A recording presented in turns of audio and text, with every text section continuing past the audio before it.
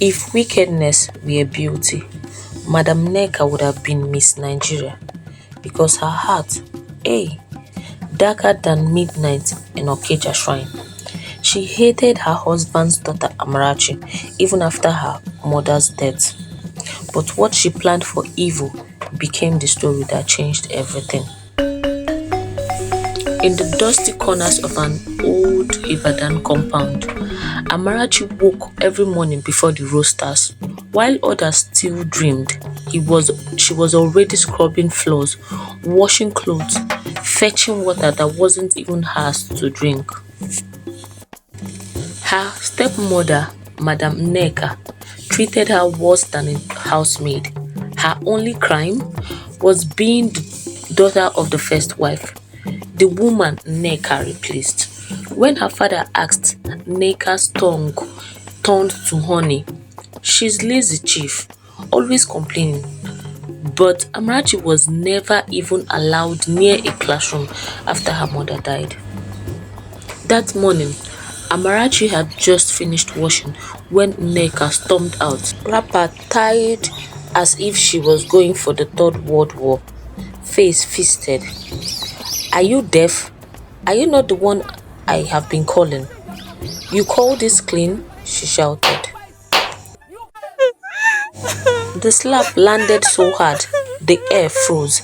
Neighbors peeped through their windows but pretended not to see. In that house, pity was forbidden. Her tears mixed with soap water, but she leaned to cry gently, so no one could mock her. One afternoon, Nneka sent Amarachi to make pap for breakfast. She stirred carefully, whispering prayers under her breath, but the pap came out lumpy, thick like cold mold. Nneka stomped in shouting, "You can't even make ordinary pap. Are you cursed like your mother?" She raised the pot, ready to pour the hot pap on Amarachi, but suddenly the fire went out. The pap hardened into lumps. Nneka froze. "Juju girl, oh, you are evil," she whispered, shaking. Amarachi ran to her small corner and wept till her voice cracked. That night, Nneka sat beside her husband, Chief Okafor. Her voice was soft, poisonous. "Your daughter has a bad spirit," she said. "Before she brings us shame, let's marry her off." Chief sighed. He was tired of quarrels, and that single sigh sealed Amara's fate. A few weeks later, a wealthy old man came to visit. Chief Okafor smiled proudly. Nneka danced around, pretending joy. "He's looking for a young wife," she said, "and what better way to honor our family?"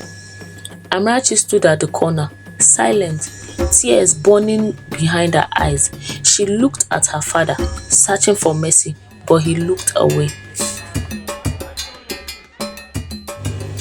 The traditional marriage happened fast. Palm wine, dancing, fake smiles. They said it was culture, but Amarachi knew it was betrayal dressed in lace. She was given to Chief Obidike, a man old enough to be her grandfather. That day, she left her father's house not as a daughter, but as a debt paid. Lagos welcomed her with tall gates and silence. The mansion was big and beautiful, but her heart was empty. Chief Obidike hardly spoke to her.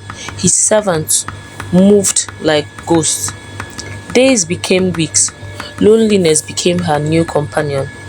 Then one afternoon, a sleek black car stopped at the gate. A young, fine man, confident, well-dressed, smiling like the sunrise, stepped out of the car. That was Obinna, Chief Obidike's only son from abroad. The moment he saw Amarachi, his steps slowed. There was something in her eyes, pain, purity, and quiet strength. It didn't take long before the truth spilled out. Obinna discovered that the young girl he admired was actually his father's new wife. Chief Obidike had planned everything. He didn't want her for himself. He wanted her for his son, as a strange gift of loyalty, but fate was already rewriting the story. One evening, Chief Obidike collapsed. The mansion filled with noise, shouting, rushing, crying. Obinna never left his side. Amarachi also, though broken, helped care for him. When the old man finally spoke, his voice was trembling. "My son, take care of her. She's not your enemy." After that day, Obinna's heart changed. He saw Amarachi's gentleness, her discipline, her quiet courage. He began to talk to her, not as a property, but as a friend. He brought her books, taught her English, showed her kindness she had never known.